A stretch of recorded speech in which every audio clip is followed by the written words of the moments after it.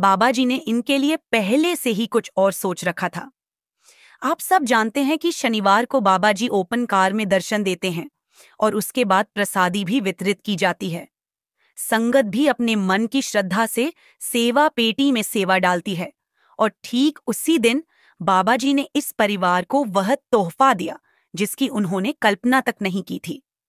उस दिन जब बाबा जी ने ओपन कार में संगत को दर्शन दिए और हर एक पर अपनी करुणा भरी दृष्टि डाली, तो किसी को अंदाजा भी नहीं था कि आगे क्या होने वाला है।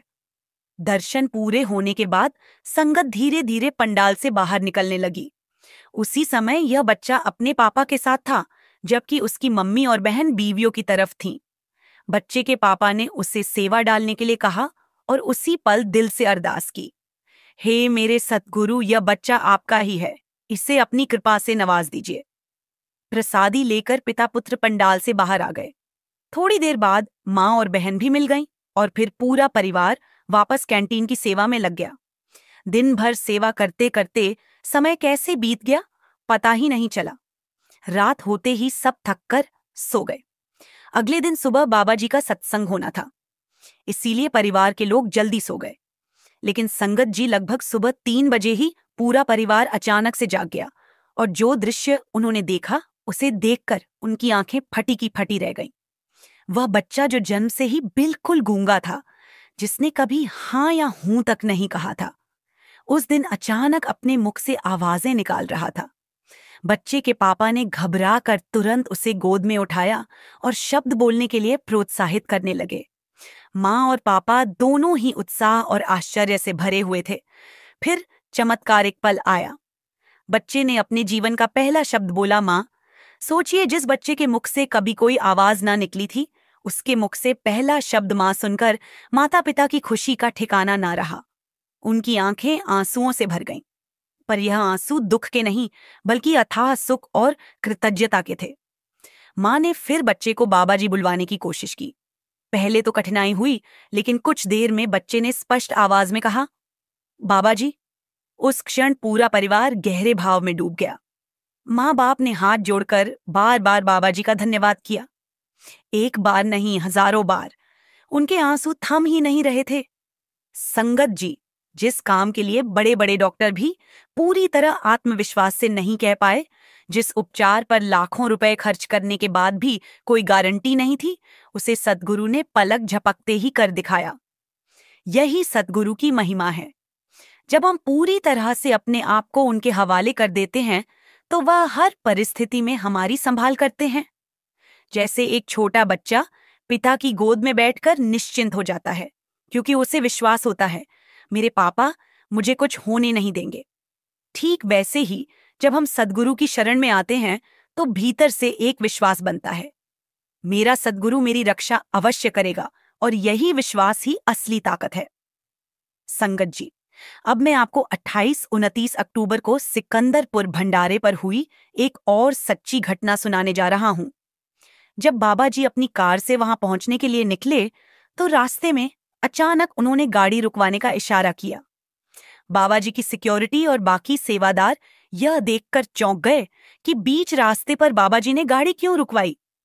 करीबी सेवादारों ने पूछना शुरू किया, बाबा जी, आप जी ने गाड़ी ही क्यों रुकवाई? बाबा जी ने मुस्कुराते हुए कहा, बेटा, मुझे यहां एक जरूरी काम करना है। सेवादार बोले, बाबा जी आप हमें बता दीजिए, हम अभी कर देते हैं। तो बाबा जी ने उत्तर दिया, नहीं बेटा, समय आने पर तुम्हें सब बता दूंगा, अभी बस मुझे यहां रुकना है। सेवादारों ने कहा, ठीक है बाबा जी, जैसी आपकी मौज। इसके बाद बाबा जी गाड़ी से उतर गए। उनके साथ सिक्योरिटी और सेवादार भी चल पड़े। थोड़ी दूरी पर एक कच्चे रास्ते से होकर वे एक टूटी फूटी झोपड़ी जैसे घर तक पहुंचे। बाबा जी ने दरवाजा खटखटाया। दरवाजा खोला एक बहुत ही बुजुर्ग ने। पहले तो उन्होंने बाबा जी को पहचाना नहीं, लेकिन जब गौर से देखा तो पहचान गई। हाथ जोड़कर वे बाबा जी के सामने खड़ी हो गई और रोते हुए बोली, हे सच्चे पातशाह, आज मेरी कुटिया धन्य हो गई कि आप इसमें पधारे। उनकी आंखों से आंसू लगातार बह रहे थे। बाबा जी ने प्रेम से पूछा, माई कैसी है तू? माई बोली, सच्चे पातशाह, आपकी कृपा से ठीक हूं। बाबा जी ने कहा, काफी समय से मेरा मन था तुझसे मिलने का, लेकिन आ नहीं पाया। आज मौका मिला है। फिर बाबा जी ने पूछा, माई, क्या तू यहाँ अकेली रहती है? माई बोली, हाँ जी, बच्चों की शादियां हो चुकी हैं, सब अपने अपने घरों में व्यस्त हैं, मैं यही अकेली रहती हूँ। रूहानियत की खुशबू आती है और तू कपड़ों की बात कर रही है। चल मेरे साथ गाड़ी में बैठ जा। बाबा जी ने अपने हाथों से माई को सहारा दिया और गाड़ी में बैठा लिया। जब सिकंदरपुर पहुंचे तो स्वागत के लिए सेवादार खड़े थे। बाबा जी ने वहां के सेक्रेटरी साहब को बुलाकर कहा, यह मेरी मां है, इनके रहने की पूरी व्यवस्था कर दी जाए। सेक्रेटरी ने हाथ जोड़कर कहा, बाबा जी, जैसा आपका हुक्म, आज से यह मेरी भी मां की तरह यहां पर रहेंगी। यह सुनकर माई रोते हुए बोली, बाबा जी, इतने सालों बाद आप मुझे मिलने आए, मैं धन्य हो गई। बाबा जी ने उत्तर दिया, माई, तेरे कुछ पुराने कर्म थे, इसलिए तुझे यह कठिन दिन देखने पड़े। अब तेरे कर्म हल्के हो चुके हैं, इसलिए आज मैं तुझसे मिलने आया हूं। माई बोली, सच कहते हो बाबा जी, कर्म कभी पीछा नहीं छोड़ते। जब मेरे पास पैसा था मैं घमंड करती थी। बाबा जी ने समझाया, पैसे पर कैसा घमंड करना, पैसा तो यहीं रह जाना है, साथ तो केवल नाम की कमाई जाएगी। संगत जी, अगर आपको बाबा जी की यह महिमा अच्छी लगी हो तो इस वीडियो को लाइक और शेयर जरूर कीजिए। उनकी आवाज सुनकर वह वापस सुध में आई और भागते भागते बाहर निकल आई। लेकिन बाहर आने के बाद भी उसकी नजरें बार बार उसी शेड की ओर मुड़ रही थीं जहां उसने अपने कृष्ण के साक्षात रूप को देखा था। इतने में सेंटर पर मौजूद सेवादार भी दौड़ते हुए वहां पहुंच गए। पांचों बीवियों को शेड से बाहर खड़ा देखकर वे हैरान रह गए। उन्हें समझ ही नहीं आ रहा था कि यह औरतें यहां कब और कैसे आ गईं। लेकिन जिस बहन ने श्री कृष्ण के दर्शन किए थे उसको छोड़कर बाकी चारों बीवियां बार बार सेवादारों से एक ही सवाल पूछ रही थी, वो सरदार जी कहाँ गए? वही जो हमें बचाने आए थे, जिन्होंने शेड की छत को थाम लिया था। सेवादार अचंभे में पड़ गए। उन्होंने जवाब दिया, बीबी जी, यहां तो हमारे अलावा कोई नहीं था, आपके सरदार जी की बात कर रही हो। ये सुनते ही चारों बीवियां कहने लगीं, वही सरदार जी, उन्होंने ही हमें इशारा करके बाहर निकाला, नहीं तो हम सब तो छत के नीचे दब जाते और उन्होंने अपने हाथों से शेड की छत को रोक लिया था। अब सेवादार और भी हैरान हो गए। उन्होंने साफ कहा, बहनों, तूफान के दौरान यहां हमारे अलावा कोई नहीं था। जब छत गिरने की आवाज आई तब हम सब तो दूर पंडाल में बैठे थे। आवाज सुनकर ही हम दौड़कर यहां आए। फिर उन्होंने बीवियों से कहा, आइए अब आप हमारे साथ पंडाल में चलें, यहां रुकना अभी भी सुरक्षित नहीं है। पंडाल में ले जाकर उन्होंने सबको गरम गरम चाय पिलाई। वहीं सेंटर में बाबा जी की तस्वीर टंगी हुई थी। जैसे ही पांचों बीवियों की नजर उस तस्वीर पर पड़ी, उनमें से चारों एक साथ बोल उठी, अरे, यही तो वही सरदार जी हैं, यही तो शेड में आए थे और उन्होंने अपने हाथों से छत को रोक लिया था। इन्हें तुरंत बुलाइए, हमें इनका धन्यवाद करना है, हम तो धन्यवाद भी नहीं कर पाए। बीवियों की यह बात सुनकर सेवादारों की आंखें भर आईं। वे भावुक होकर बोले, वाह मेरे सतगुरु, आपकी लीला भी कितनी न्यारी है। हम तो आपके सेवादार हैं और आपने दर्शन इन बहनों को देकर चला भी गए, ये आपका ही करिश्मा है। फिर सेवादारों ने बड़ी विनम्रता से कहा, बहनों, इन्हें धन्यवाद देने के लिए आपको सामने जाने की जरूरत नहीं, हमारे सद्गुरु तो अंतर्यामी हैं, आप अपने मन में सच्चे दिल से शुक्र अदा करोगी तो भी वे सुन लेंगे। संगत जी, अब जो पांचवी बीबी थी उसने अपना अनुभव बताया। उसने कहा, मुझे तो वहां कोई सरदार जी नहीं दिखाई दिए, वहां तो साक्षात कृष्ण भगवान थे। मैंने अपनी आंखों से उनके दर्शन किए। यह सुनकर सबके सब लोग दंग रह गए और सेवादारों को समझ में आ गया कि बाबा जी ने अपनी लीला से इस बीबी को अपने अंदर कृष्ण भगवान के दर्शन करवा, क्योंकि इस बीबी का बहुत ही ज्यादा विश्वास कृष्ण भगवान पर है। संगत जी, इसके बाद वह पांचों बीवियां अक्सर सेंटर आने लगी, सेवा भक्ति में मन लगाने लगी और कुछ समय के बाद उन्हें बाबा जी से नामदान भी मिल गया। संगत जी आई। अब आपको बाबा जी से जुड़ी एक और घटना सुनाते हैं। जब एक बच्चा जो जन्म से बोल नहीं पाता था, वह पिछले साल 8 सितंबर वाले भंडारे के दिन ब्यास गया और वहां ऐसा चमत्कार हुआ कि वह बोलने लगा। यह बच्चा अपने परिवार के साथ उत्तर प्रदेश से डेरे आया हुआ था। इस पूरे परिवार की सेवा उस दिन कैंटीन में लगी हुई थी। दरअसल बच्चा अक्सर अपनी मम्मी पापा और बड़ी बहन के साथ डेरा आता रहता था, क्योंकि उसके माता पिता सेवादार हैं और जत्थे के साथ उनकी सेवा लगती रहती है। जिस दिन यह चमत्कार हुआ, उस दिन भी यह परिवार जत्थे सहित डेरा पहुंचा और पूरी लगन से कैंटीन में अपनी सेवा निभा रहा था। देखने में वह बिल्कुल स्वस्थ लगता था, हंसता खेलता और बाकी बच्चों की तरह सेवा में भी हाथ बटाता था। पर उसकी एक बड़ी समस्या थी। ये बच्चा जन्म से ही बोल नहीं पाता था। बच्चे के माता पिता ने कई बार अपने शहर के डॉक्टरों से उसका इलाज करवाने की कोशिश की, लेकिन कोई खास सुधार नहीं हुआ। फिर किसी ने सलाह दी कि इस समस्या के लिए एक बड़े स्पेशलिस्ट डॉक्टर से मिलना चाहिए। वे अपने बेटे को लेकर दूसरे शहर पहुंचे। वहां डॉक्टर ने बच्चे की पूरी तरह से जांच की और कहा, हम ऑपरेशन कर सकते हैं। 80 से 90% संभावना है कि बच्चा बोलने लगे, लेकिन 100% गारंटी नहीं है। डॉक्टर की इस बात से उनके दिल में उम्मीद की एक किरण जगी। मगर जब डॉक्टर ने ऑपरेशन का खर्च बताया तो उनकी हिम्मत टूट गई। खर्च था 2 से 3 लाख रुपए, और इतना खर्च करने के बाद भी यह पक्का नहीं था कि बच्चा ठीक हो ही जाएगा। बच्चे के पिता एक फैक्ट्री में नौकरी करते हैं। महीने की तनख्वाह से घर का गुजारा तो हो जाता था, पर इतना बड़ा बोझ उठाना उनके लिए असंभव था। 2 से 3 लाख जुटाना किसी छोटे कर्मचारी के लिए बहुत बड़ी बात थी। उस पर भी जब गारंटी ही ना हो तो हिम्मत और भी टूट जाती है। मायूस होकर वह अस्पताल से लौट आए। मन ही मन सोचने लगे, शायद हमारे ही कर्म ऐसे हैं कि हमारा बेटा गूंगा पैदा हुआ। संगत जी, जब संतान में कोई कमी रह जाती है तो माँ बाप का दर्द शब्दों में बयान नहीं किया जा सकता। और अगर इलाज इतना महंगा हो कि पहुंच से बाहर हो, तो माता पिता अपने आप को बिल्कुल असहाय महसूस करने लगते हैं। इस परिवार का भी यही हाल था। उन्हें लगता था कि शायद पैसे ना होने की वजह से उनका बच्चा कभी बोल नहीं पाएगा। आखिरकार उन्होंने सब कुछ सद्गुरु पर छोड़ दिया। उन्होंने अरदास की, हे बाबा जी, ये बच्चा आपका है, जैसा आपको उचित लगे वैसा करना। ये परिवार वैसे भी शुरुआत से ही डेरा और संतमत से जुड़ा हुआ था। बच्चे के दादा दादी ने हुजूर महाराज जी से नामदान लिया था और उसके मम्मी पापा ने बाबा जी से। लंबे समय से यह परिवार सत्संगी रहा है और सतगुरु पर उनका विश्वास बहुत गहरा है।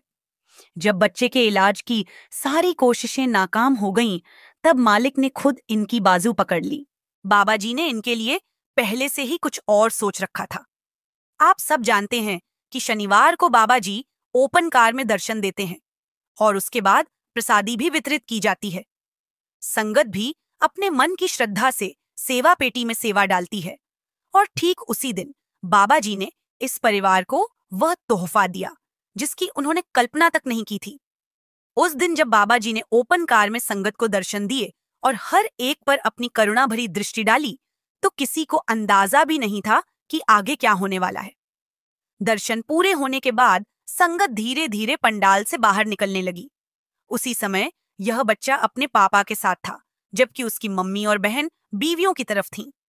बच्चे के पापा ने उसे सेवा डालने के लिए कहा और उसी पल दिल से अरदास की, हे मेरे सद्गुरु, यह बच्चा आपका ही है, इसे अपनी कृपा से नवाज दीजिए।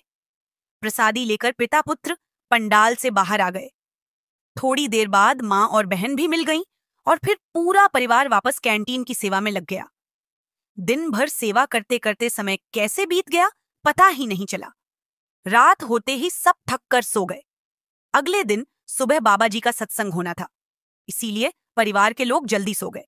लेकिन संगत जी लगभग सुबह 3 बजे ही पूरा परिवार अचानक से जाग गया, और जो दृश्य उन्होंने देखा उसे देखकर उनकी आंखें फटी की फटी रह गईं। वह बच्चा जो जन्म से ही बिल्कुल गूंगा था, जिसने कभी हाँ या हूं तक नहीं कहा था, उस दिन अचानक अपने मुख से आवाजें निकाल रहा था। बच्चे के पापा ने घबराकर तुरंत उसे गोद में उठाया और शब्द बोलने के लिए प्रोत्साहित करने लगे। माँ और पापा दोनों ही उत्साह और आश्चर्य से भरे हुए थे। फिर चमत्कारिक पल आया। बच्चे ने अपने जीवन का पहला शब्द बोला, माँ। सोचिए, जिस बच्चे के मुख से कभी कोई आवाज ना निकली थी, उसके मुख से पहला शब्द माँ सुनकर माता पिता की खुशी का ठिकाना न रहा। उनकी आंखें आंसुओं से भर गईं, पर यह आंसू दुख के नहीं बल्कि अथाह सुख और कृतज्ञता के थे।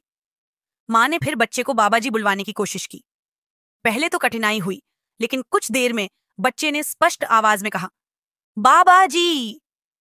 उस क्षण पूरा परिवार गहरे भाव में डूब गया। माँ बाप ने हाथ जोड़कर बार बार बाबा जी का धन्यवाद किया। एक बार नहीं, हजारों बार। उनके आंसू थम ही नहीं रहे थे। संगत जी, जिस काम के लिए बड़े बड़े डॉक्टर भी पूरी तरह आत्मविश्वास से नहीं कह पाए, जिस उपचार पर लाखों रुपए खर्च करने के बाद भी कोई गारंटी नहीं थी, उसे सतगुरु ने पलक झपकते ही कर दिखाया। यही सतगुरु की महिमा है। जब हम पूरी तरह से अपने आप को उनके हवाले कर देते हैं, तो वह हर परिस्थिति में हमारी संभाल करते हैं। जैसे एक छोटा बच्चा पिता की गोद में बैठकर निश्चिंत हो जाता है, क्योंकि उसे विश्वास होता है मेरे पापा मुझे कुछ होने नहीं देंगे।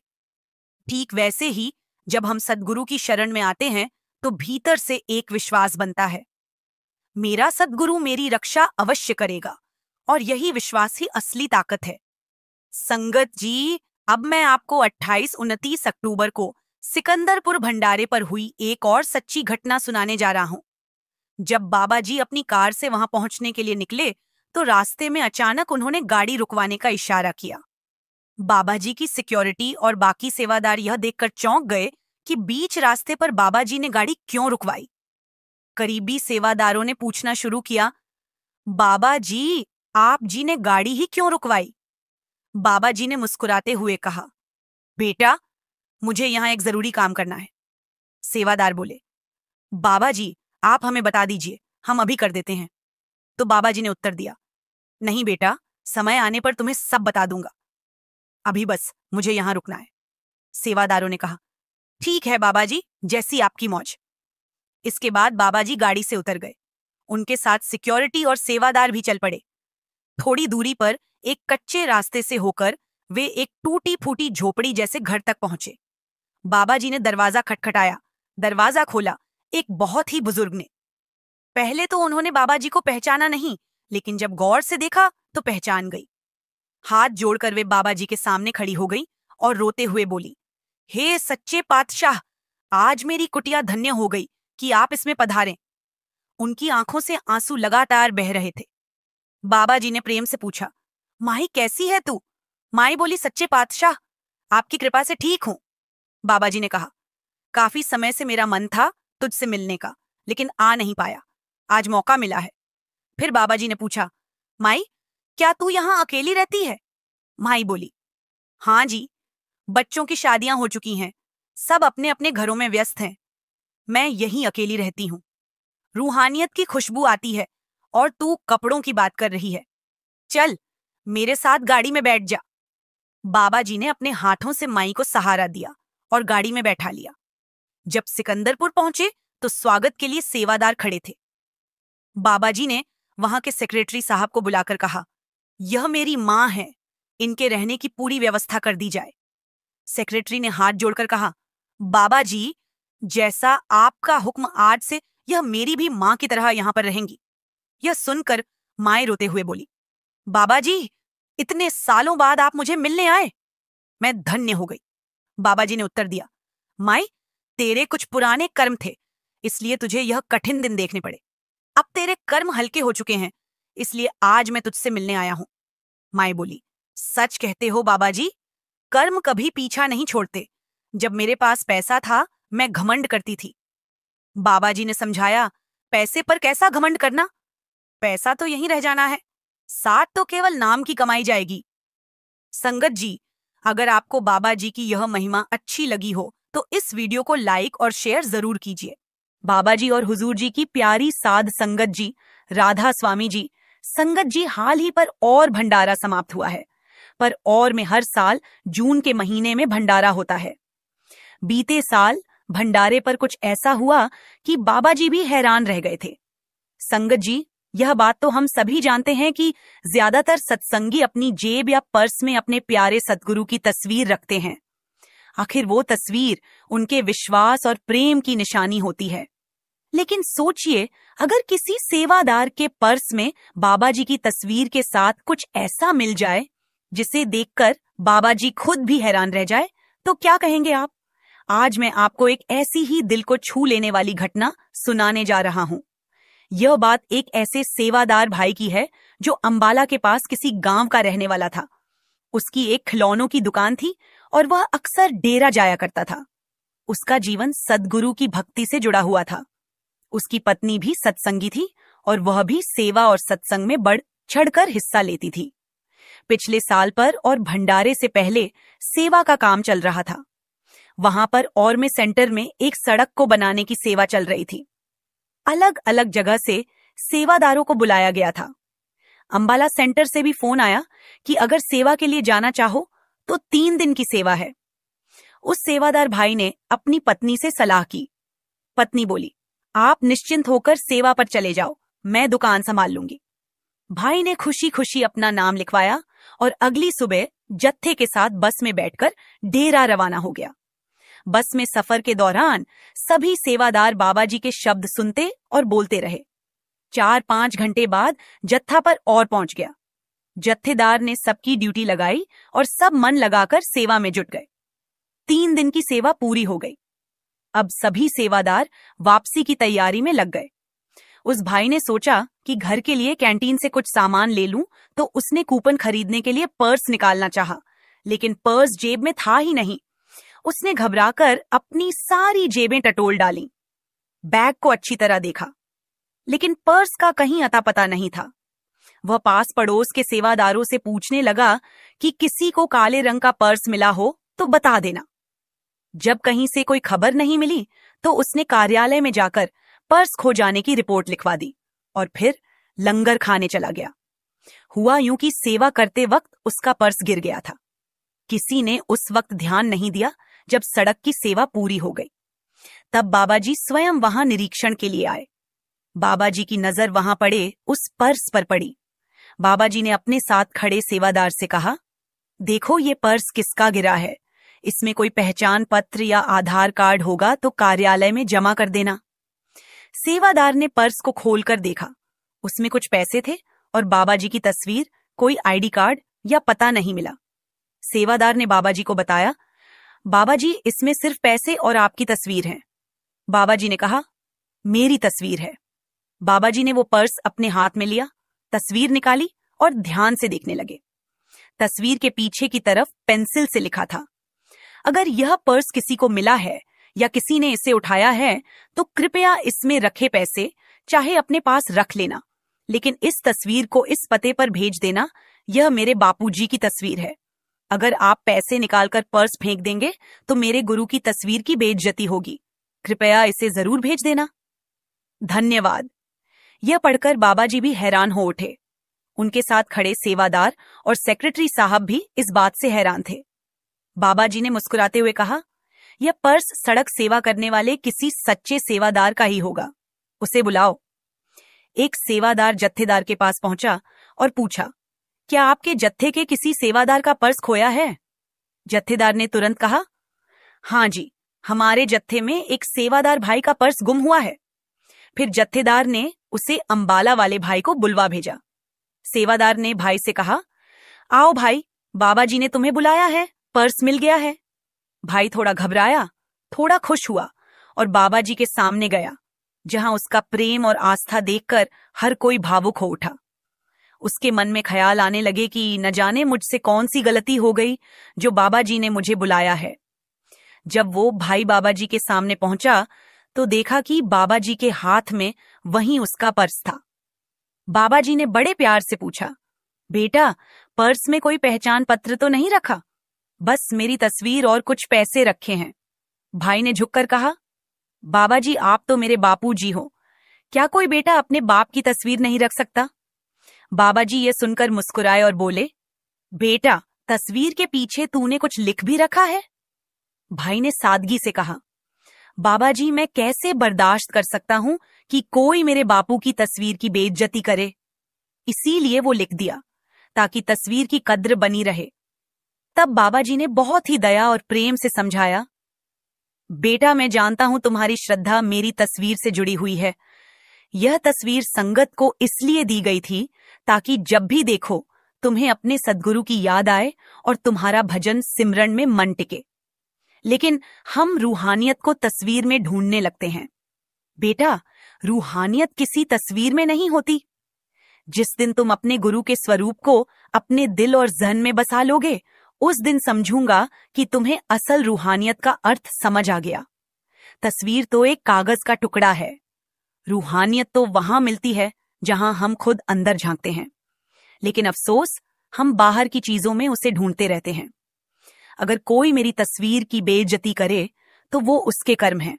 दुनिया को हम समझा थोड़े ही सकते हैं। बड़े बड़े संत महापुरुष आकर गए, कोई दुनिया को नहीं समझा सका। इसलिए तू तस्वीर की चिंता छोड़ और अपने भजन सिमरन पर ध्यान लगा। जो कुछ मिलेगा भीतर से ही मिलेगा, बाहर से कभी कुछ नहीं मिलेगा। अगर सिर्फ तस्वीर के आगे सर झुकाने से रूहानियत मिलती तो यह संसार कब का रूहानी बन चुका होता। इतना कहकर बाबा जी ने बड़े स्नेह से उसका पर्स उसे लौटा दिया। भाई की आंखों में श्रद्धा और नमी थी। वो बोला, बाबा जी, मैं अब सचमुच भजन सिमरन में पूरी लगन लगाऊंगा। इसके बाद बाबा जी वहां से आगे बढ़ गए और वो सेवादार भाई भी जत्थे के साथ बस में बैठकर अंबाला के लिए रवाना हो गया। रास्ते में उसने यह पूरी घटना अपने साथियों को सुनाई। सब सेवादार ये सुनकर हैरान रह गए और भाव विभोर हो उठे। साध संगत जी, बाबा जी की तस्वीर को अपने पास रखना कोई गलत बात नहीं है, लेकिन अगर हम इसी को ही अपनी भक्ति का सार समझ लेंगे तो फिर असल परमार्थ कैसे मिलेगा। तस्वीर से हमें यह भरोसा मिलता है कि बाबा जी हमारे साथ हैं। वह हमें गलत रास्ते पर जाने से रोकते हैं। मगर हमें यह भी याद रखना होगा कि सच्चा रास्ता तो भजन सिमरन ही है। बाबा जी अपनी संगत से तभी खुश होंगे जब संगत उनके कहे अनुसार असली सेवा में यानी भजन सिमरन में बैठेगी। आइए बाबा जी की तस्वीर को लेकर एक और घटना सुनते हैं। साध संगत जी, यह तो हम सब जानते हैं कि जब भी कोई भक्त अपने गुरु से सच्चे दिल से जुड़ता है तो उसका गुरु उसके जीवन का हिस्सा बन जाता है। यही वजह है कि हम में से हर कोई अपने घर की दीवारों पर, अपनी गाड़ियों में या अपने पर्स में गुरु की तस्वीर रखता है। वह तस्वीर हमारे लिए सिर्फ एक फोटो नहीं होती, बल्कि यह एहसास दिलाती है कि गुरु हमारे घर में विराजमान हैं, हमारी हर पल रक्षा कर रहे हैं। आप में से जो भी इस साखी को सुन रहे हैं, यकीनन आपने भी अपने घर में बाबा जी की तस्वीर जरूर लगाई होगी। लेकिन कभी सोचा है कि आखिर हम ये तस्वीरें क्यों लगाते हैं? क्योंकि वो सिर्फ एक तस्वीर नहीं, हमारे विश्वास और आस्था की निशानी होती है। ऐसी ही एक कहानी है एक सत्संगी परिवार की। इस परिवार में पति पत्नी और उनकी 17 साल की बेटी रहते थे। पति पत्नी दोनों ने बाबा जी से नामदान लिया हुआ था और अपनी बेटी को भी वहीं अच्छे संस्कार दिए थे। यह परिवार हर रविवार को सत्संग घर जाया करता, सत्संग सुनता और जहां तक हो सके सेवा में भी हाथ बटाता। साल में एक बार डेरा जाना तो इनकी आदत में शुमार था। बाबा जी पर इनका विश्वास अडिग था। अब बात उन पड़ोसियों की जो इस परिवार से जरा भी प्रेम नहीं रखते थे। वजह चाहे जो भी हो, लेकिन वह लोग इस सत्संगी परिवार से जलते थे और किसी मौके की तलाश में रहते थे कि कैसे इन्हें नुकसान पहुंचाया जाए। उनके बेटे बिगड़े हुए थे। शरारत और गुंडागर्दी करना उनका रोज का काम था। इस परिवार ने कई बार पुलिस में शिकायत भी की। पुलिस ने उन्हें डांटा धमकाया, मगर बात बनी नहीं। जब घर के बड़े ही बच्चों को बिगाड़ें तो बच्चे कैसे सुधरेंगे? एक दिन सत्संगी भाई को अपने ससुराल से फोन आया। आवाज आई कि उसकी सास को दिल का दौरा पड़ा है। कई बार घर फोन मिलाया, लेकिन किसी ने उठाया नहीं। वह बेचैन हो उठा। दुकान अपने नौकर को सौंपकर तुरंत घर की ओर भागा। घर पहुंचते ही देखा कि पत्नी बेटी को पढ़ा रही थी और उसका फोन साइलेंट पर था। इन दिनों बेटी के बोर्ड एग्जाम चल रहे थे, इसलिए ध्यान वहीं था जब पति ने ये दुखद खबर सुनाई। पत्नी की आंखों से आंसू बहने लगे। वह बोली, मुझे अभी मायके ले चलो। मायका करीब 100 किलोमीटर दूर था। अब बड़ी उलझन ये थी कि बेटी को कैसे छोड़ा जाए। अगले दिन उसका एग्जाम था। पति पत्नी ने अपने करीबी दोस्तों को फोन करके कह दिया कि अगर जरूरत पड़ी तो देख लेना, बेटी अकेली है। उन्होंने बेटी को समझाया, बेटा घबराना मत, बाबा जी खुद तेरी संभाल करेंगे। तू बस अपनी पढ़ाई पर ध्यान देना और कल अच्छे से एग्जाम देना। फिर दोनों ने बाबा जी की तस्वीर के आगे हाथ जोड़कर अरदास की और मायके के लिए निकल पड़े। जल्दबाजी में घर छोड़ते वक्त ये बात उनके पड़ोसियों की नजर में आ गई। उन्होंने पता करवाया और जब मालूम पड़ा कि घर में बेटी अकेली है तो उनके मन में बुरे इरादे घर कर गए। पड़ोसी ने अपने दोनों बिगड़े बेटों को बुलाया और कहा, आज मौका हाथ से मत जाने देना। घर में जो भी कीमती सामान है ले जाना और लड़की को खत्म कर देना ताकि मामला लूटपाट का लगे। दोनों लड़के शाम का इंतजार करने लगे। जैसे ही अंधेरा हुआ वो घर की खिड़की से अंदर घुस आए। लड़की अपने कमरे में पढ़ाई कर रही थी। दोनों धीरे धीरे लिविंग रूम में पहुंचे। वहां पहुंचकर जो देखा उनके होश उड़ गए। दीवार पर बाबाजी की बड़ी सी तस्वीर थी और उसी तस्वीर के नीचे एक कुर्सी पर बाबाजी साक्षात बैठे थे और वो भी हाथ में लाठी लिए। ये नजारा देखते ही दोनों बदमाश कांप उठे। बिना एक पल गंवाए जी खिड़की से आए थे। उसी से उलटे पांव भाग खड़े हुए। उन दोनों लड़कों ने जो कुछ घर में देखा था वो जाकर अपने पिता को बताया। वो बोले, पापा आपने कहा था कि घर में लड़की अकेली है, लेकिन वहां तो उनके गुरु खुद मौजूद हैं। हम अंदर गए और देखा कि बाबाजी की तस्वीर के नीचे वो साक्षात बैठे थे। उनकी यह बात सुनकर उनका पिता गुस्से से भर गया और बोला, क्या बकवास कर रहे हो तुम दोनों? सीधे कहो कि तुमसे ये काम नहीं हो पाया, कहानी मत सुनाओ। लेकिन लड़कों ने डरते हुए कहा, नहीं पापा, हम सच कह रहे हैं, हमें अपनी आंखों पर भरोसा नहीं हो रहा था। ये सुनकर उनके पिता ने सोचा कि कहीं लड़के डर के मारे कोई बहाना तो नहीं बना रहे। उसने कहा, ठीक है, अब मैं खुद चलता हूं, इस मौके को हम खो नहीं सकते। इस बार पिता भी उनके साथ घर में घुसा।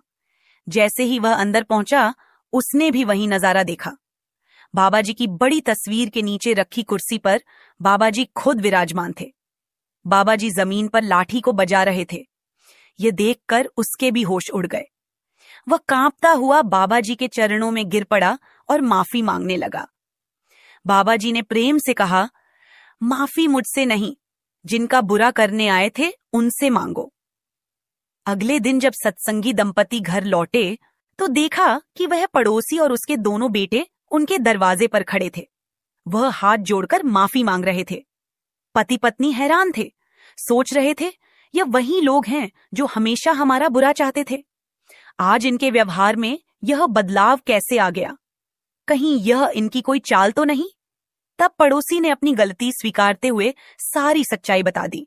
वह बोला, हम आपके घर आपकी बेटी के साथ बुरा करने की नीयत से घुसे थे, लेकिन जैसे ही अंदर पहुंचे तो हमने देखा कि आपके गुरुजी खुद वहां बैठे हैं। हम डर से थर थर कांप गए। उनकी मौजूदगी ने हमारी सारी हिम्मत तोड़ दी। हमें माफ कर दीजिए। आज के बाद हम आपका कभी बुरा नहीं चाहेंगे। आपके गुरुजी खुद आपकी रक्षा कर रहे हैं। हमारे जैसे तुच्छ लोग उनका कुछ नहीं बिगाड़ सकते। यह सुनकर पति पत्नी हैरानी से एक दूसरे की ओर देखने लगे। उन्होंने पूछा, कहाँ बैठे थे बाबाजी? तो वे लोग बोले, वहीं आपकी दीवार पर जो बड़ी तस्वीर लगी है उसके नीचे रखी कुर्सी पर, उसी पर वह बैठे थे। दंपति ने उन्हें माफ कर दिया। फिर दोनों अंदर गए और अपनी बेटी से पूछा, बेटा, तुम्हें इस बारे में कुछ पता चला? बेटी मासूमियत से बोली, मुझे तो कुछ भी खबर नहीं, मैं तो अपने कमरे में बैठकर पढ़ाई कर रही थी। ये सब सुनकर पति पत्नी बाबाजी की तस्वीर के सामने बैठ गए। आंखों से आंसू बह निकले। वह बाबाजी को धन्यवाद देने लगे। उनके मन में एक ही भाव था, बाबाजी ने न केवल हमारी बेटी की रक्षा की, बल्कि उसे यह एहसास तक नहीं होने दिया ताकि उसकी पढ़ाई पर कोई असर ना पड़े। साध संगत जी, यह चमत्कार वहीं होते हैं जहां सच्चा विश्वास होता है। अगर मन में कहीं भी शक की रेखा आ जाए तो फिर हमें अपनी रक्षा खुद करनी पड़ती है। जहां पूरा भरोसा है वहां बाबाजी खुद संभाल लेते हैं। आइए अब चलते चलते बाबाजी की तस्वीर की ताकत की एक और घटना को सुनते हैं। ये सच्ची घटना जालंधर के एक लोअर मिडिल क्लास सत्संगी परिवार की है। इस परिवार के मुखिया सुरजीत सिंह जालंधर की एक फैक्ट्री में काम करते थे। उनका छोटा सा लेकिन भक्ति में रंगा परिवार, पत्नी और 2 बच्चे थे। पूरे परिवार का जीवन बाबाजी की भक्ति और नाम सुमिरन में रचा बसा था। सुरजीत सिंह और उनकी पत्नी ने बरसों पहले बाबा जी से नामदान लिया था और हर रविवार को पूरे परिवार समेत सत्संग घर जाना उनकी आदत में शुमार था। बाबा जी पर उनका विश्वास अडिग था। जब उनकी बड़ी बेटी की पढ़ाई पूरी हुई तो उन्होंने अपनी बिटिया के लिए एक अच्छा रिश्ता देखना शुरू किया। बाबा जी की कृपा से जल्दी ही एक सत्संगी परिवार से रिश्ता तय हो गया। दोनों परिवारों ने आपसी सहमति से शादी की तारीख तय की और फिर सुरजीत सिंह ने अपनी हैसियत के मुताबिक शादी की तैयारियां शुरू कर दी। गहने, कपड़े और जो कुछ जरूरी था उन्होंने सब जुटाया और अलमारी में संभाल कर रख दिया। दिन बीतते गए और शादी की तारीख नजदीक आ गई। अब बारी थी शादी के कार्ड बांटने की। सबसे पहले कार्ड वो बाबा जी को देना चाहते थे। दिल में इच्छा थी कि खुद डेरा जाकर पहले कार्ड दें, पर चिंता यह थी कि घर में कीमती सामान रखा है, उसे अकेला छोड़कर जाना ठीक नहीं। जब सुरजीत ने यह बात अपनी पत्नी से कही तो पत्नी ने हिम्मत बंधाई और बोली, आप फिक्र ना करें, हम किसी को बताए बिना चलेंगे और शाम तक लौट आएंगे। शादी से ठीक 5 दिन पहले वह डेरा जाने की तैयारी में जुट गए। घर का सारा कीमती सामान अलमारी से निकालकर एक संदूक में रखा और संदूक पर बाबा जी की तस्वीर रख दी। फिर उन्होंने बाबा जी का नाम लेकर सब कुछ उनके हवाले करके वो लोग परिवार सहित डेरा रवाना हो गए। किसी को भनक तक नहीं लगने दी कि वो घर छोड़कर जा रहे हैं। पर किस्मत देखिए, सुरजीत की फैक्ट्री के 2 कर्मचारियों ने एक दिन पहले सुरजीत को फोन पर अपनी पत्नी से डेरा जाने की बात करते सुन लिया था। उनके मन में लालच जाग उठा। उन्हें पता था सुरजीत की बेटी की शादी है, घर में जरूर कुछ कीमती सामान होगा। सुबह जैसे ही सुरजीत का परिवार डेरा जाने वाली बस में बैठा, वो दोनों कर्मचारी सुरजीत के घर पहुंच गए। ताला तोड़ा और अंदर घुसकर गहनों की तलाश करने लगे। सारा घर छान मारा पर कुछ हाथ ना लगा। उनकी नजर आखिरकार उस संदूक पर पड़ी। वो दोनों समझ गए कि सारी दौलत इसी में है। जैसे ही उन्होंने संदूक पर हाथ रखा, एक जोरदार करंट जैसा झटका लगा और दोनों पीछे उछल पड़े। पहले तो कुछ समझ नहीं आया, फिर हिम्मत जुटाकर दोबारा हाथ बढ़ाया। फिर वही बिजली सा झटका उन्हें लगा। इस बार उनकी नजर बाबा जी की तस्वीर पर गई। ऐसा लगा जैसे बाबा जी तस्वीर से ही क्रोध भरी नजरों से देख रहे हों। फिर भी लालच में अंधे होकर वो रुकने को तैयार न थे। एक लकड़ी उठाकर तस्वीर हटाने की कोशिश की, पर वो हल्की सी तस्वीर संदूक पर ऐसे चिपक गई जैसे लोहे पर कोई चुंबक। लकड़ी टूट गई, लेकिन तस्वीर अपनी जगह से हिल भी नहीं। अब तो दोनों के होश उड़ गए। उन्होंने तीसरी कोशिश की, लेकिन फिर वही नतीजा। डर से उनकी हालत खराब हो गई और दोनों वहां से भाग खड़े हुए, पर बाहर जाकर भी उनका दिल कांपता रहा। बाबा जी का चेहरा उनकी आंखों के आगे से हट ही नहीं रहा था। शाम को जब सुरजीत और उसका परिवार लौटा तो टूटा ताला देखकर उनका कलेजा बैठ गया। मगर अंदर जाकर संदूक खोलकर देखा तो सब कुछ वैसे ही रखा था।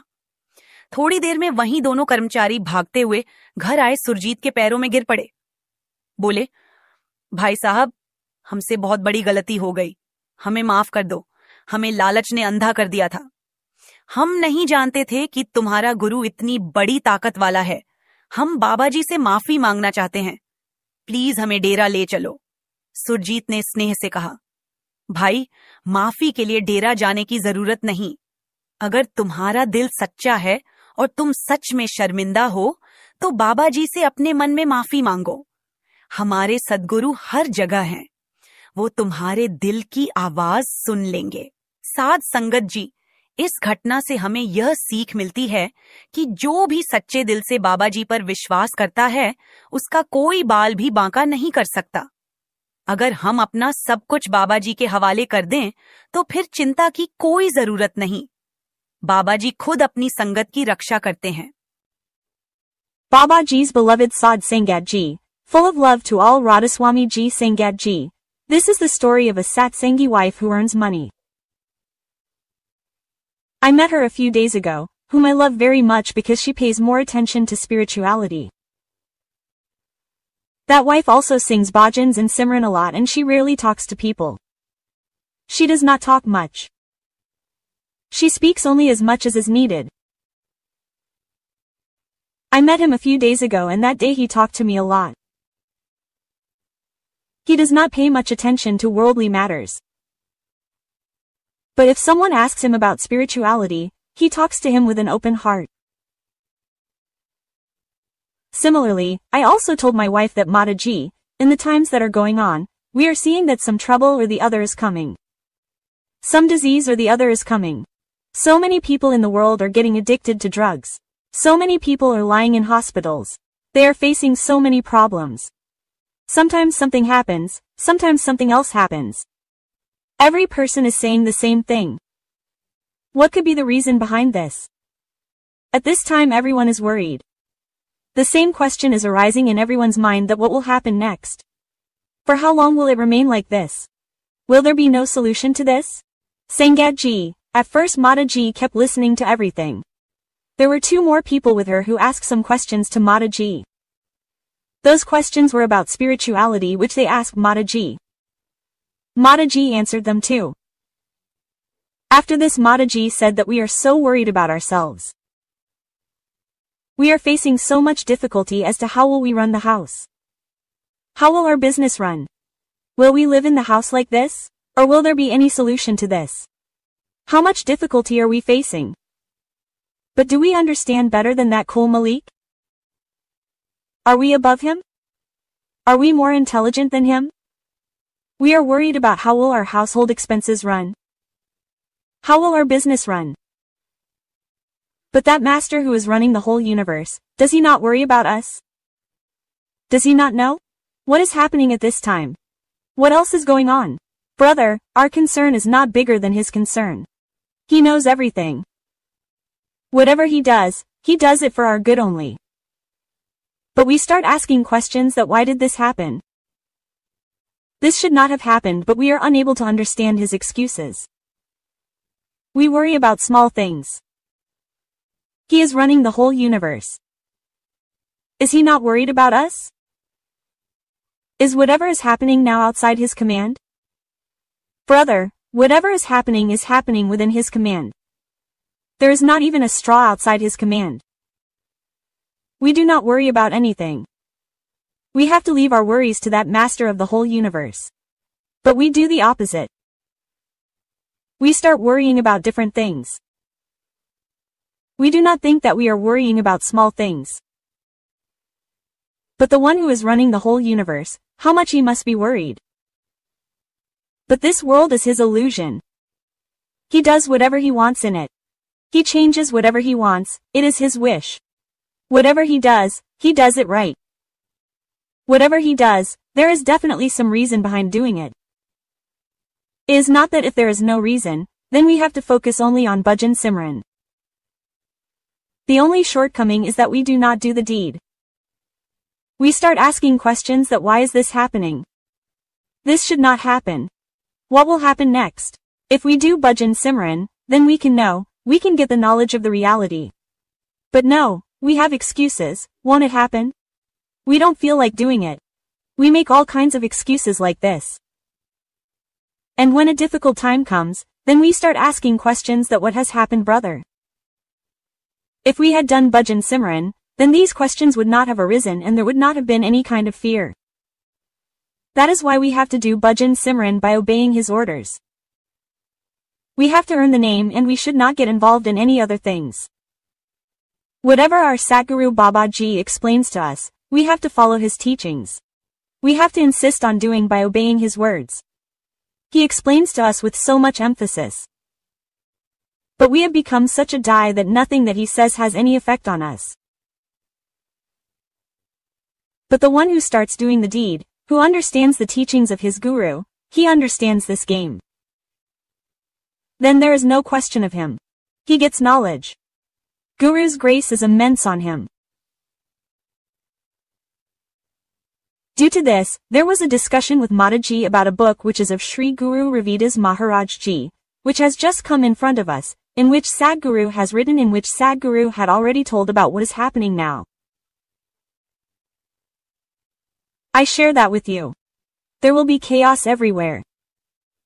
How will India be saved? Leaders, ministers and officers will have to save their lives, leaving everything behind. Everyone will run to the battlefield. Everyone hid in their respective homes. China will become the axis of Arabia. Serious fighting everywhere. There will be chaos in Italy. War is on the third day. When Mataji was asked about this, Mataji said that I have not read it, but still I say that the perfect Saint Sadhguru has information for ages. He gets to know everything in advance about what is going to happen next. But they do not tell anyone. They live under the orders of the master. They live under the pretext of the master and they do not violate the orders of the master. They know everything. But despite knowing, they remain ignorant. They live under the pretext of the master. But if we look at the other side, if we get something by the grace of the master, then we start making a hue and cry about it. We are unable to digest it. How many times in satsang it is explained that brother, learn to digest. But we are unable to digest it. We make a hue and cry about it, and when we distribute everything to everyone, we remain empty. Then we regret that what have I done? Because the master keeps his grace on the one who lives under his pretext. He keeps his grace boundless on the one who lives under his orders. But the one who starts making a hue and cry, he pulls his hand a little from him. He has to give to him also. But he gives only when that child of his becomes sensible. When he comes to know that I should not share this precious treasure like this. I have to learn to digest it. I have to go further. I have to live here as if I know nothing. Like our Saint Sadhguru, our Mahatma. He knows not today but tomorrow but for ages. But he looks like us and we also assume that he is also like us. But he is much above us. He may look like us, but after meeting the master he has become the form of the master. That is why when we see him we get peace.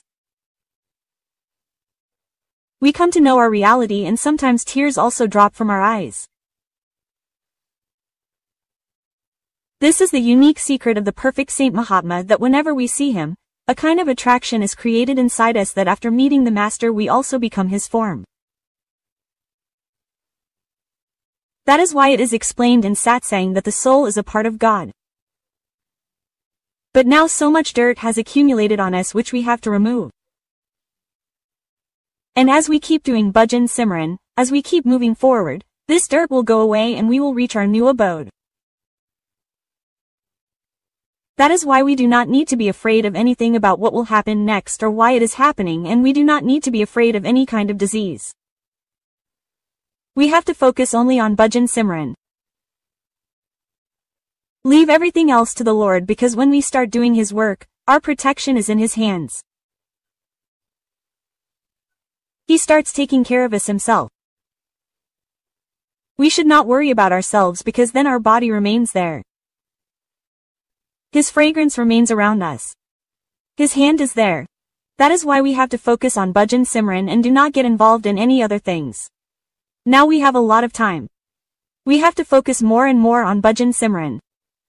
Sadh Sangat Ji, saying this, Mataji made everyone radhasoami. Today we take a vow. If we want to become a satsangi, then we have to do bhajan simran daily without fail for as much time as possible. 10 minutes, 15 minutes, 1 hour or 2 hours. We should also follow the instructions of Sadhguru. If you love Babaji, then do bhajan simran without fail, because bhajan simran is the only way which can give you freedom from the cycle of 84. Babaji often says in his satsang that Guru can only show the way. You will have to walk, only then you can cross this ocean of life. So Sadh Sangat Ji, all of you do bhajan simran every morning and attain Babaji's happiness. Guru Pyari Sadh Sangat Ji, Radhasoami Ji to all of you, Sadh Sangat Ji. Today's video is based on a true incident, which is very important for the Sangat to hear. So stay tuned till the end of the video, Sadh Sangat Ji. As we all know, wherever Babaji goes, he takes Hazar Ji along with him, and Hazar Ji also follows Babaji as per his orders. Once Babaji and Hazarji were going out of the camp in connection with some program, and when they came out of the camp, a drunkard collided with Babaji's car on the way. What did Babaji and Hazarji do at that time? Sad Sangatji, the great saints become the form of the Lord by worshipping the Lord and spend their entire life in worshipping the Lord. That is why they see the Lord in every living being. Similarly, once Babaji had to go somewhere. Babaji told Hazarji that we have to go somewhere, so get ready. Hazarji never postpones after listening to Babaji. Whatever Babaji says, he does it by following the orders. When Hazarji ordered, Hazarji immediately got ready and sat in Babaji's car with him. Then the driver Sahab asked Babaji, "Babaji, where do we have to go?" Babaji said, "Son, I had told you yesterday." The driver Sahab said, "Yes Babaji, you had told me but I did not remember." Then Babaji and Hazarji sat in that car and started going out of the camp. Sad Sangatji, security vehicles also used to run ahead of Babaji and Hazarji's cars. When the security vehicle went a little ahead of Babaji's car, then a man who had drunk a lot of alcohol intentionally came in front of Babaji's car and collided with it. When the drunkard collided, Babaji's driver Sahab said that it seems that someone has come in front of the car. On this Babaji said to the driver Sahab, "Yes, I am also feeling the same." Then Babaji said, "Look, who is it?" The security people were also there. They picked up that man and asked, "Brother, who are you? What do you want to do?" He did not say anything and started falling here and there in an unconscious state. Then Babaji said, "Look, who is it?" The driver Sahab got down from the car and started looking. When the driver Sahab and the security people started pushing that drunkard aside, he started arguing. When Babaji and Hazarji saw that the matter was getting escalated, Babaji himself came out of the car. The drunkard looked at Babaji and stood with folded hands. He started saying, "I have heard a lot about you. People call you master. That is why I have come here to you." Babaji said, "Brother, why are you talking like this? What happened?"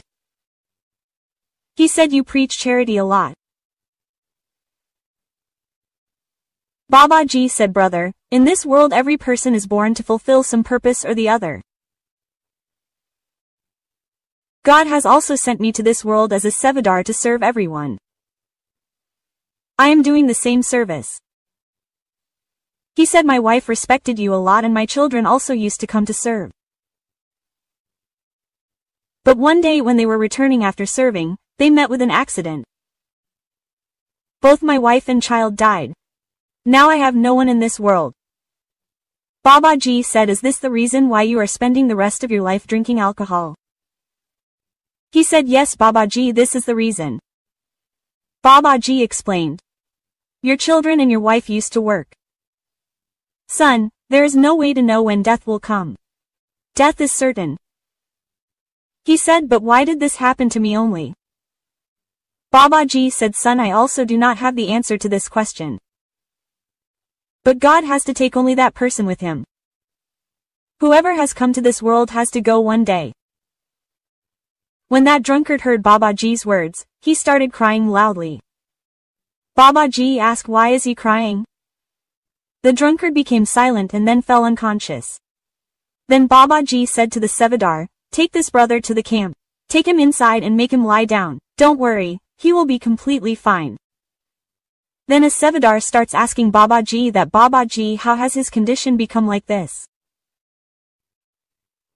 Then Babaji says that this man was once a very good Sevadar of mine and he served my congregation a lot. But today he has strayed from the path of charity.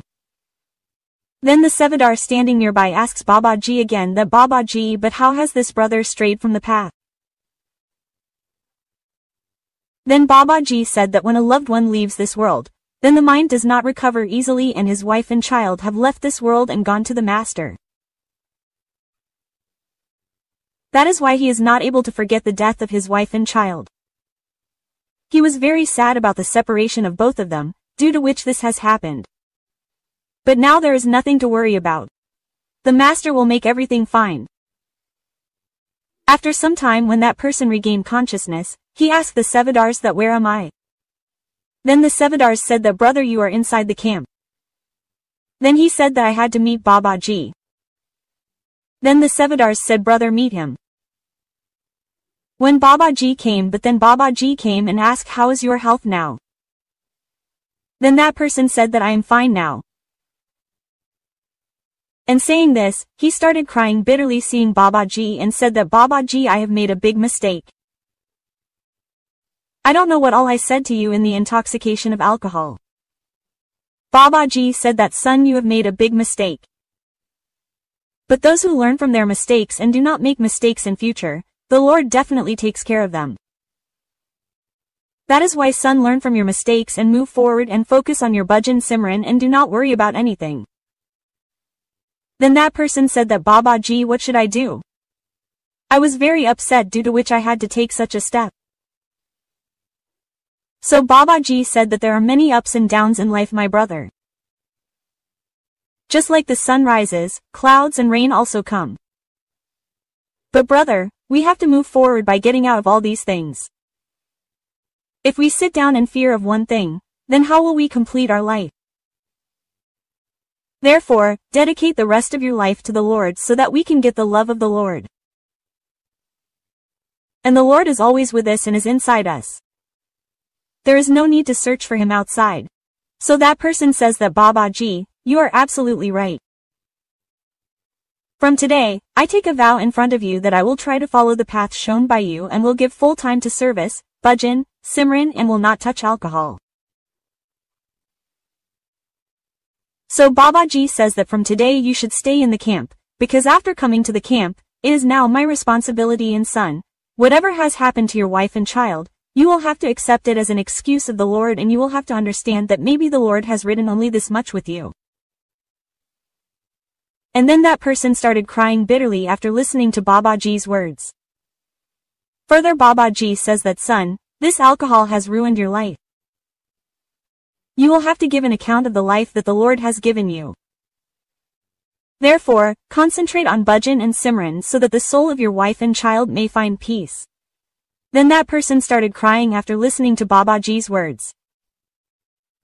Sad Sangat Ji, in this way that man started serving by staying in the camp and dedicated his life to the feet of the Lord. Sad Sangat Ji, those who have unwavering faith in Babaji, Babaji always remains with his beloved.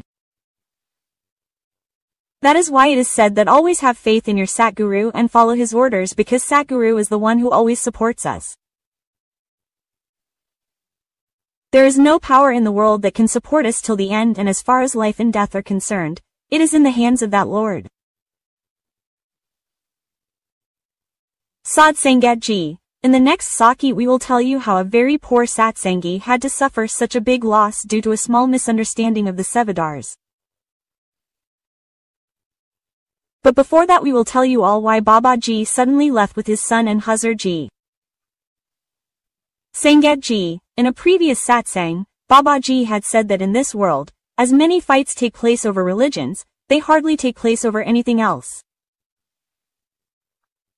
Babaji always explains in his satsang that caste and religion are things created by this world. Everyone's deeds will be seen in front of that master. That master does not see anyone's religion, caste or wealth or poverty. Babaji had visited many religious places before this also with this message of peace. Whenever Babaji is invited by any religious organization, Babaji never refuses them and whenever he gets time, he definitely goes there. A few months ago we saw that Babaji also visited Ram Mandir and Babaji was also seen in Ajmer Sharif. Babaji's only purpose behind all this is to make the world understand that all religions are one and everyone's purpose is one.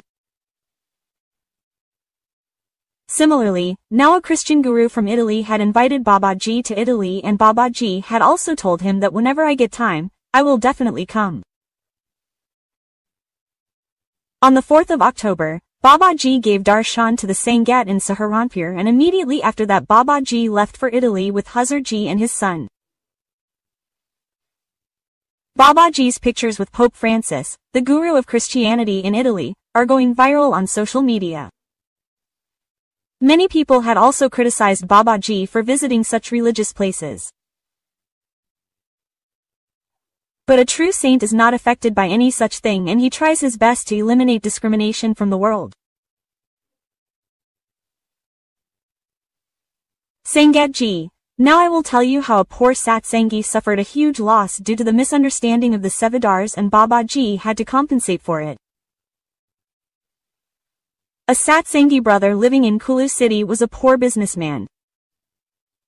His only source of income was that he used to sell blankets on his bicycle in the streets of Kulu before winter. He and his wife had received Namdan long ago. Both husband and wife used to go to listen to satsang every Sunday and also used to do seva. This satsangi brother had a lot of faith in Babaji, and his wife also used to thank Babaji always. Sangatji. This brother used to definitely do seva in the satsang house every month. As soon as the month started, this brother would definitely give 2 blankets from his stock of blankets to the satsang house.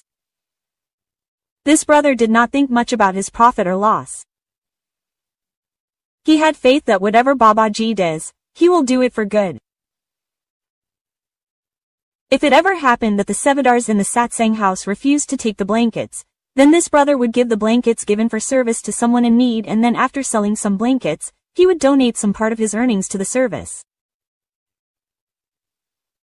It snows a lot in Kulu, and before the snow season arrives, this brother used to bring blankets from Delhi.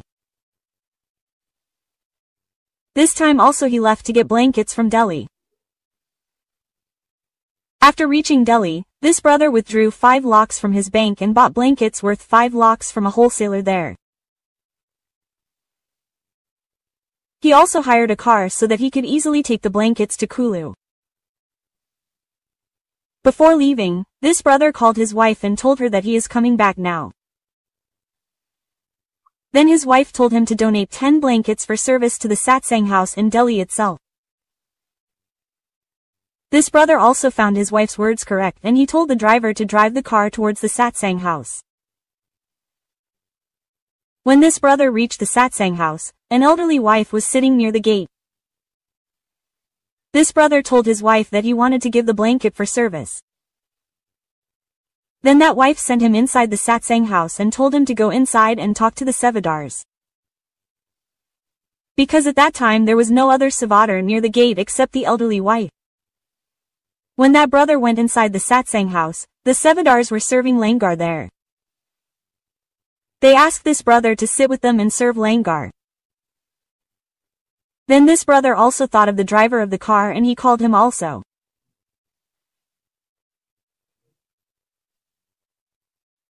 When this satsangi brother and the driver were eating langar, the Sevadar wife told 2 Sevadars going out of the satsang house to first take out all the blankets from the vehicle and keep them in the satsang house, because that satsangi brother had not told Sevadar wife how many blankets he wanted to give for service, and neither did Sevadar wife ask him how many blankets he wanted to give for service. Due to this misunderstanding, all the goods of that brother were taken off from the vehicle. After this, when that satsangi brother came near the vehicle with his driver, he was surprised to see that his vehicle was completely empty. Then the elderly Sevadar wife called out to the satsangi brother and said, "Son, don't worry. I have asked the Sevadars to put the blankets for service." On hearing this, the satsangi brother understood that due to misunderstanding, this wife had kept all the blankets in the satsang house. Hearing this, the driver of the vehicle started saying something to the wife, then this brother silenced him with a gesture. Because the driver of the vehicle also knew that this brother had to give only 10 blankets for service and the rest of the stock was to be taken towards Kulu in this vehicle. This brother had bought this stock with all the savings of this brother. But still this Sevadar brother did not get disappointed, and considering all this as Babaji's death, he started thinking of returning. Now when the vehicle was completely empty, it did not make any sense to take the vehicle to Kulu. This brother paid the fare to the driver and sent him away and himself boarded a bus. As soon as he sat in the bus, this brother called his wife and told her everything. This brother's wife also said, as per Babaji's wish, this year we will survive by eating only dry food or do some other small work. When the bus left from Delhi, the bus stopped at a place and an old wife went and sat next to this satsangi brother with a stick in the bus. In a short while, a conversation started between these two and this brother came to know that this old man was also a satsangi. For a long distance, this brother and wife kept talking about Babaji. Then near Sonapat, the bus driver stopped the bus to have tea. This wife told the satsangi brother that she wanted to have tea and she asked this satsangi brother to come with her to have tea. But the satsangi brother refused to have tea. Then this elderly wife said, "Okay, I will get down and have tea. Till then you take care of my bag." The satsangi brother said, "Mataji, you go and have tea comfortably. I will take good care of your bag." It had been a long time since the elderly wife got off the bus. Now the conductor had also signaled all the passengers to move the bus so that whoever was left down could come on the bus quickly.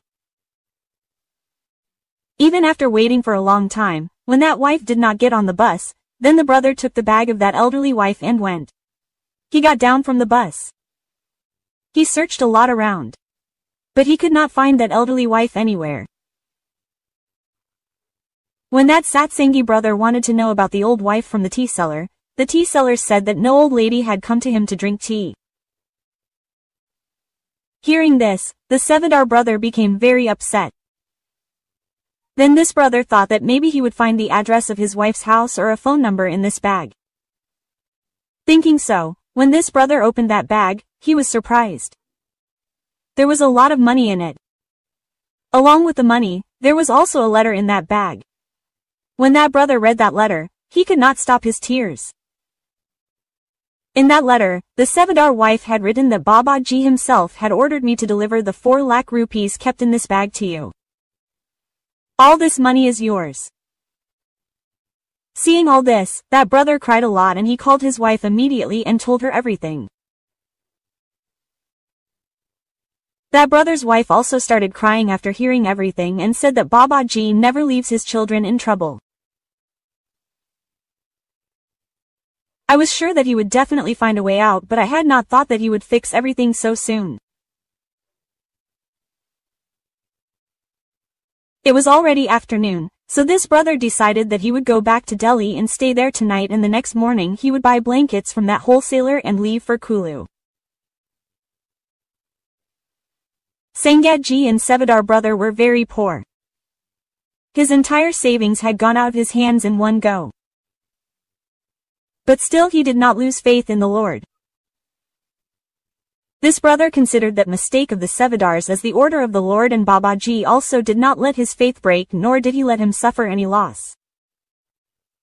There is a lot of power in faith. Babaji always says that the Lord is always around us. The only flaw remains in our faith. Sad Sangatji Babaji once told in a satsang that Ramayana teaches how to overcome the biggest sorrow and the biggest problem of a man's life. Ravana had said some things while dying which are the key to success even today. When Lord Sri Ram brought Ravana to a dying state in the war, then he told Lakshman that a great scholar of policy, politics and power is leaving this world. You go to him and learn some lessons of life from him which no one else can give. Ravana said to Lakshman, auspicious work should be done as soon as possible and inauspicious work should be postponed as much as possible. I took a lot of time to recognize Sri Ram, and that is why I am in this condition today. One should never underestimate one's enemy. I forgot this. Those whom I considered ordinary monkeys and bears, destroyed my entire army. I had asked Brahmaji for the boon of Amrita that no one except humans and monkeys could kill me. I made the mistake of considering them weak. If there is any secret of your life, then it should not be told to anyone. A secret is a secret only till the time it is limited to you. Here also I made a mistake because Vibhishan knew the secret of my death. This was the biggest mistake of my life. Sangatji, it is said that Ravana used to be a great scholar of everything. Ravana had told his maternal grandfather Sumali that once I decide, I never back out from it. Death cannot make a brave man go back on his word. After Hanuman burnt Lanka, Ravana had told his ministers, "What do people think of me? I don't care about it. For some people I am a god and for some I am a demon. People only know their own selfishness. When they see any selfishness in you, then you are a god for them, and when you cannot fulfill their selfishness, then you become a demon for them. This society runs on its own selfishness. A selfish person makes gods, demons and humans commit crimes. The one who can live his life according to religion leaving selfishness behind is called Purushottam." Ravana had told Mandodari that I know that today my defeat is certain. The boon given by grandfather Brahmaji has descended on me as a curse today. I know that due to my ego I could not recognize Narayan, and I also did not know that he has incarnated only for my destruction. But you should know that Ravana will never die. Even after death, this Ravana will remain immortal forever. Wise men do not mourn what has passed. When Lord Sri Ram's monkey army damaged Ravana's army, Ravana woke up Kumbhakarna to save Lanka from danger. But Kumbhakarna, after listening to his brother Ravana's religious work and imagination, held him responsible for the destruction of the entire Lanka and warned him of the impending defeat. Hearing this, Ravana said to Kumbhakarna, "O Kumbhakarna, when the clouds of destruction are surrounding Lanka from all sides, then do not teach me what is right and what is wrong. Yes, I abducted Sita under the influence of my greed, and today she is going to be the cause of my death. Yes, I made a mistake in recognizing Narayan, due to which countless of my brave warriors have attained martyrdom today. Yes, I rejected Sri Ram's peace proposal due to my ego, and today my golden Lanka has become a crematorium. But wise men do not mourn what has passed. Karma yogis never worry about the future. Those who take refuge at this time are called Mahatmas, so this will have to end only with my death. This is the fate and destiny. Ravana will accept it happily. You cannot scare Ravana with these bad omens. What did you think that I, your great devotee Dashanand Ravana, will be afraid of these bad omens and will stop the war and surrender at the feet of Ram? No, Ravana will be reduced to dust but will not bow down. Those who live by selling their present keep dying every day like an insect. Those who live by begging for mercy, even life makes them an object of mercy. In this war, many of my relatives, brothers, sons and many subjects have sacrificed their lives. Today, if I bow my knees in front of Ram due to the fear of death, then the sacrifice of my family and the heroes of Lanka will be in vain. Everyone knows the life of Lord Sri Ram only as a story. But the magical and mysterious knowledge hidden inside the Ramayana is not known to anyone who will understand this knowledge of Ramayana. No problem of the world, no sorrow will be able to stay in his life. Each character of Ramayana is amazing. Lord Sri Ram, Bharat, Laxman and Mother Sita. Every character of Ramayana teaches us a lot. Be it Ravana or Kumbhakarna. Every person should learn from Ramayana how to maintain friendship, love, maintain relationships. If there is any sorrow in life, how should one fight it? How should one face the challenges of life? Ramayana teaches us all this. Today we will discuss about 15 teachings of Ramayana. Respecting parents. The first teaching of Ramayana teaches that one should respect parents. This should be learned from Lord Sri Ram. His coronation had been announced that Lord Sri Ram would become the next king of Ayodhya. But everything changed overnight.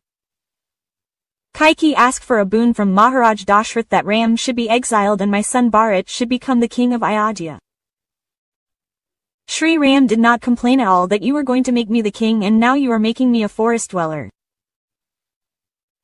Hearing the promise from Kaikeyi's mouth without his father saying it, he obeyed her orders and spent 14 years in the forest like a forest dweller. Nowadays parents beat their heads because their children don't listen to them. They do the opposite of what they say. There is a big difference in the thinking of children and parents. And nowadays people don't even want to live with their parents. Earlier people used to yearn that they cannot live without their parents and nowadays people say that they cannot live with their parents. In this Kali-yuga, people's hearts have become small. Houses have become big, but hearts have become so small that there is no place for anyone except their own selfishness. Even if it is one's own parents. That is why we must learn this lesson from Ramayana that whether you respect anyone in the world or not, you must respect your parents. How should a brother be from Ramayana? The second lesson to be learnt is how should a brother be? This should be learnt from Ram and Bharat. Nowadays people fight for land, property, business or money.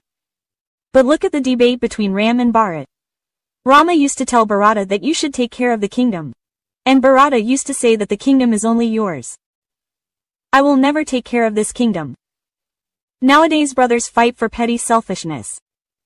Whereas in Ramayana two brothers were fighting for love, dedication and sacrifice. Nowadays people break their relationships over petty matters and fill them with poison. If you cannot sacrifice then at least do not spoil your relationships. Deep secrets should not be told to anyone. The third lesson of Ramayana is that one should not tell the deep secrets of one's life even to the closest person. When the war between Sri Rama and Ravana was going on, Sri Rama fired many weapons on Ravana but Ravana used to die and then become alive again. Then Vibhishan told Rama that Ravana has a pot of nectar in his navel due to which he becomes alive again and again. Only Vibhishan knew this. Then Sri Rama dried up the pot of nectar kept in Ravana's navel. Only after which Ravana's death was possible. This teaches that one should not tell one's deep kingdom to anyone. Many times we get carried away by emotions and tell our weaknesses and secrets to others which later become a cause of harm for us. Maintaining friendship. The fourth lesson of Ramayana is that one should learn to maintain friendship from Lord Sri Ram. Sugriva and Bali were real brothers. But Bali snatched everything from Sugriva with his power. Even the kingdom and wife. Sugriva had to leave the kingdom and live in hiding to save his life. When Lord Sri Ram befriended Sugriva, he promised that he would get his kingdom back. Sri Ram defeated Bali and got Sugriva his kingdom back. Nowadays people make friendship out of selfishness. But Ramayana teaches us that a friend is one who stands with you in every situation. One should never change from the word given. The fifth lesson of Ramayana is that one should never change from the word given. Ravana had a brother named Vibhishan. When he saw that his brother is walking on the path of adharma, he is walking on the wrong path and he will definitely be destroyed. Because he does not listen to me at all. If someone talks to him about the spear, he starts considering him his enemy. That is why Vibhishan left Ravana and came to the shelter of Lord Sri Ram. When he came to Lord Sri Ram, the entire monkey army started opposing him saying that you should not accept him. He is the brother of the enemy. He can harm us. Because of this we can lose this war. Lord Sri Ram said that if he has come to my shelter, has come to seek help from me, then even if I lose this war, I will reject him.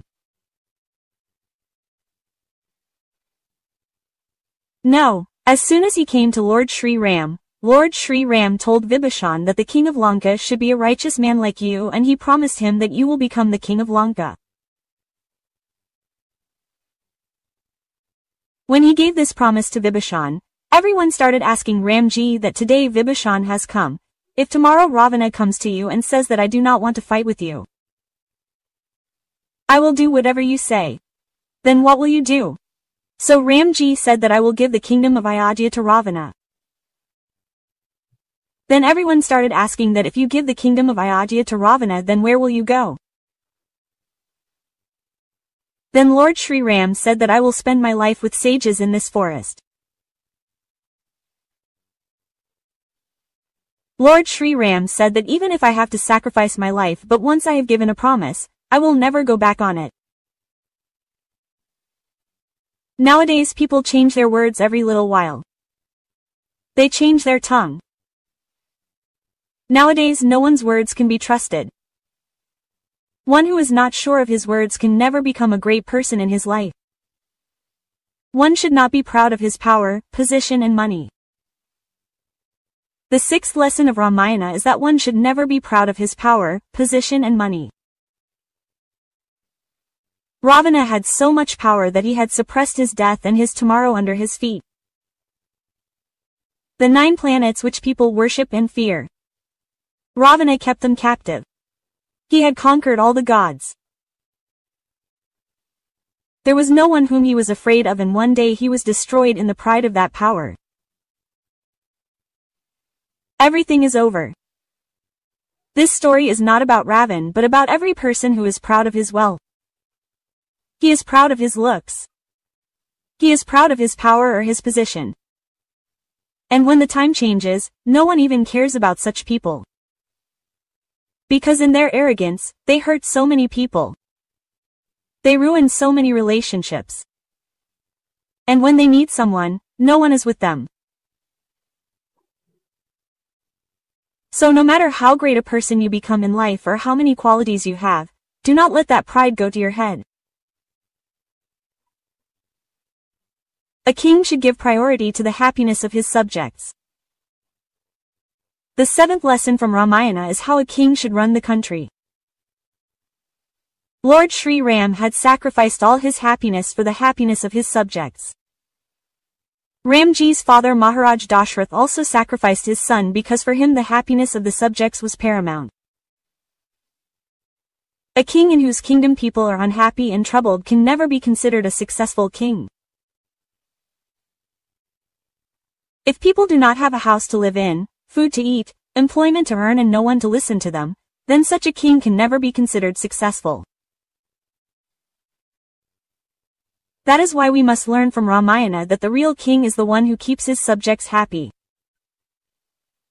One should not listen to the advice of people with a small mindset. The 8th lesson of Ramayana is that one should not listen to everyone's advice in life, especially of people with a small mindset. Kaikeyi's maid was Manthara, who filled such things in Kaikeyi's mind that despite loving Lord Shri Ram more than her son Bharat, Kaikeyi decided to send Ram to exile. Those who listen to the advice of inexperienced and small-minded people for any work, they are never able to do any work properly in life. Advice should always be taken from a person older and wiser than you, who understands right and wrong. One should never underestimate one's enemy. The new lesson of Ramayana teaches that one should never underestimate one's enemy. In fact, one should not underestimate anyone. Ravana was born in a demon clan, whose war with the gods was going on. He used to consider monkeys and humans as trivial. When he came to know that humans and monkeys are coming towards him, he thought that I will defeat them easily. But when he faced Lord Shri Ram, he understood that these people are beyond my control. Even small problems can take a big form if not taken care of on time. Similarly, no one should be taken lightly, be it a person or a situation. Husbands and wives should respect each other. The 10th lesson of Ramayana is that husbands and wives should respect each other, be it happiness or sorrow. When Lord Shri Ram was exiled, Mother Kaushalya told Sita to go to her parents, live happily there. But Mother Sita said that wherever my husband lives, there is my happiness. Even if it is in the forest. Nowadays people make relationships by giving money and job. But the real strength of relationships lies in sacrifice and dedication. A life partner is the one who supports you in every situation. The advice of the one who really wants our well-being should be followed. The 11th lesson of Ramayana teaches that we must follow the advice of those who really want our welfare. Ravana's wife Mandodari and Vibhishan kept warning Ravana to return Sita ji and apologize to Ram ji. But Ravana saw enmity in their words. A person drowned in ego always considers the one who advises him for his welfare as an enemy. If you tell the truth to an arrogant person, he will feel bad. And whatever you say for his welfare, he will never be happy to hear it. Not only will he never understand, but he will misunderstand you. That is why Ramayana teaches us that no matter how harsh the words of those who want our welfare seem, we must follow them.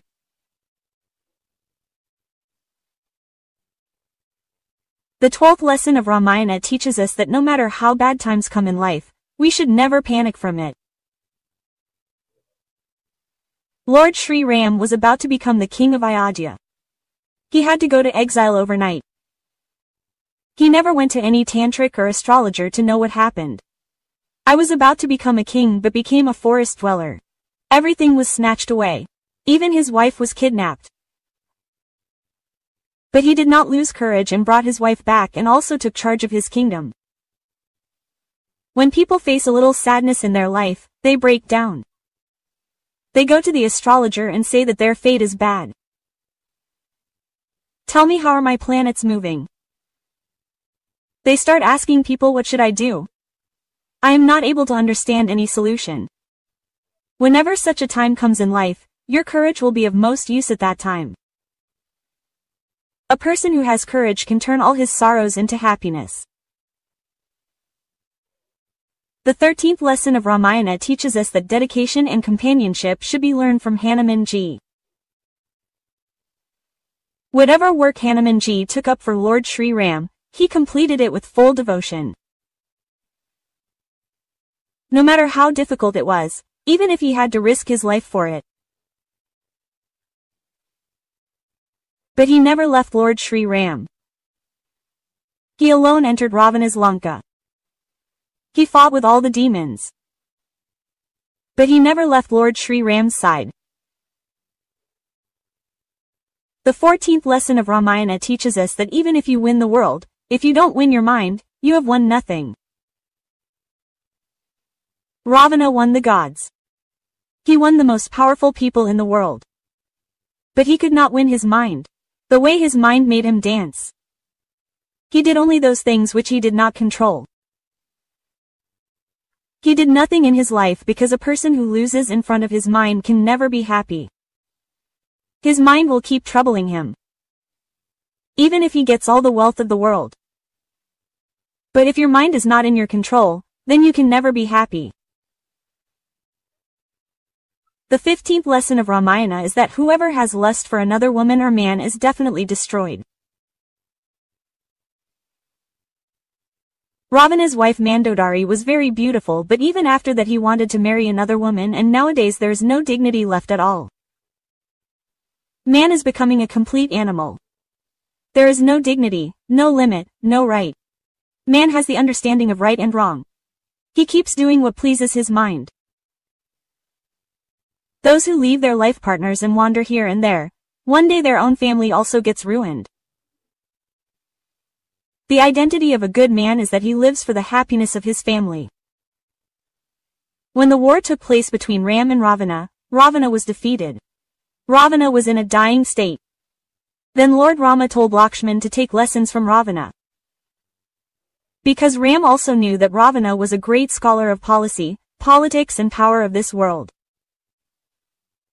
That is why Ram told Lakshman to go to Ravana.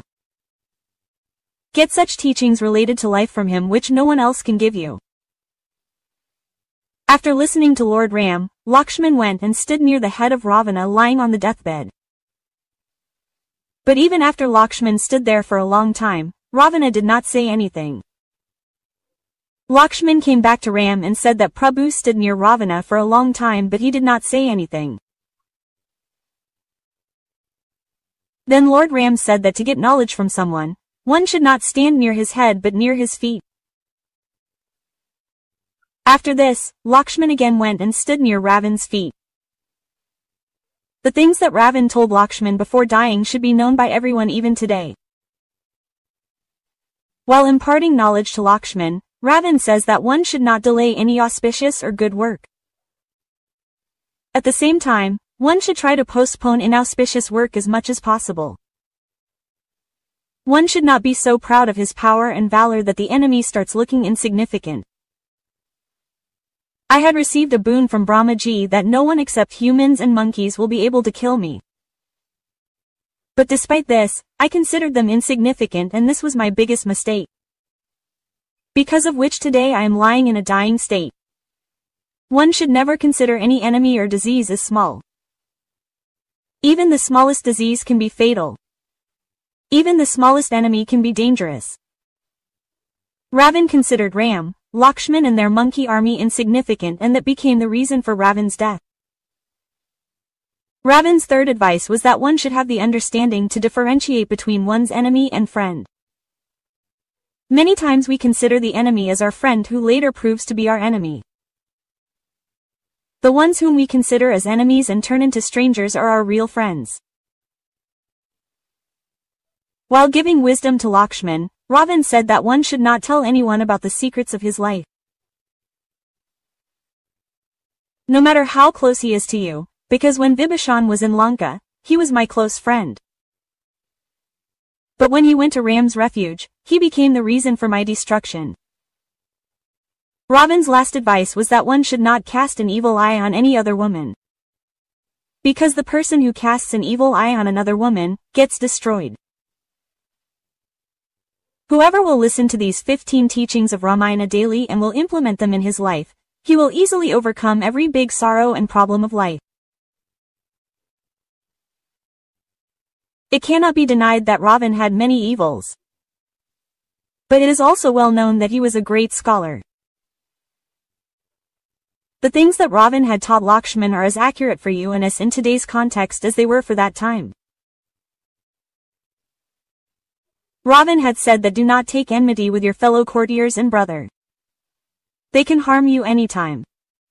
Don't make the mistake of always considering yourself a winner. Even if you win every time. Always trust that minister or companion who criticizes you. Never consider your enemy weak or small.